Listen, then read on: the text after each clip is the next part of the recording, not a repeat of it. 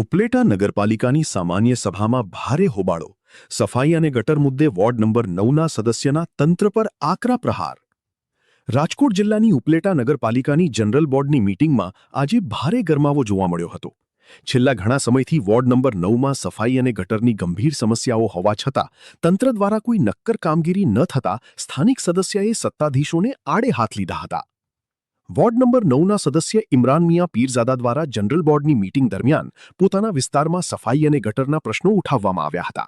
તેમણે આક્ષેપ કર્યો હતો કે અનેકવાર રજૂઆતો કરવા છતાં તંત્રના બહેરા કાને અથડાઈને રજૂઆતો પાછી આવે છે અને જનતા પ્રાથમિક સુવિધાઓ માટે વલખા મારી રહી છે.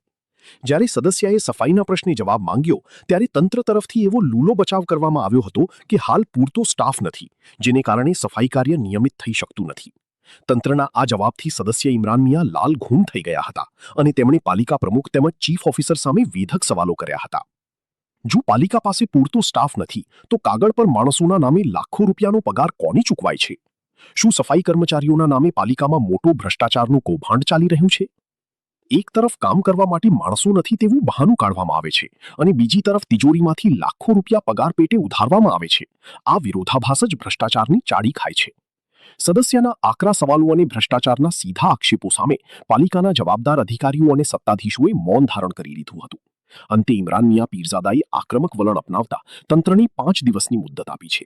તેમણે ચીમકી ઉચ્ચારી છે કે જો 5 દિવસમાં ગટર અને સફાઈના પ્રશ્નોનો નિકાલ નહીં આવે અને આ બાબતે લેખિત જવાબ નહીં મળે તો તેઓ ગાંધીનગર ખાતે ઉચ્ચ કક્ષાએ આ મામલે લેખિત ફરિયાદ કરશે.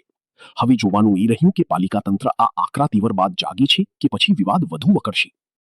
ઇમરાન મિયા પીરઝાદા વોર્ડ નંબર 9નો એમઆઈએમ પાર્ટીનો સદસ્ય છું. વોર્ડ નંબર 9માં છેલ્લા ઘણા સમયથી છેલ્લા 1 વર્ષથી સફાઈના ધાંધિયા ચાલી રહ્યા છે અને માણસો કર્મચારીઓ દ્વારા એક જ જવાબ આપવામાં આવે છે કે માણસો નથી. સેનિટેશન ઇન્સ્પેક્ટરને વાત કરીએ તો માણસો નથી, ચીફ ઓફિસરને વાત કરીએ છીએ તો માણસો નથી, એક જ જવાબ મળી રહ્યો. ગુજરાત નગરપાલિકા અધિનિયમ 1963 હેઠળ મારે નગરપાલિકા પાસે માહિતી માંગવાનો પૂરેપૂરો અધિકાર છે.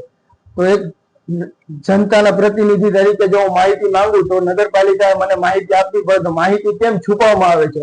એટલે ક્યાંક ને ક્યાંક એવા શંકા અને સવાલો ઉભા થાય છે કે આ સફાઈ કામદારોના નામે બહુ મોટું કૌભાંડ અને ભ્રષ્ટાચાર ચાલી રહ્યું હોય એવી આશંકા ઊભી થાય છે.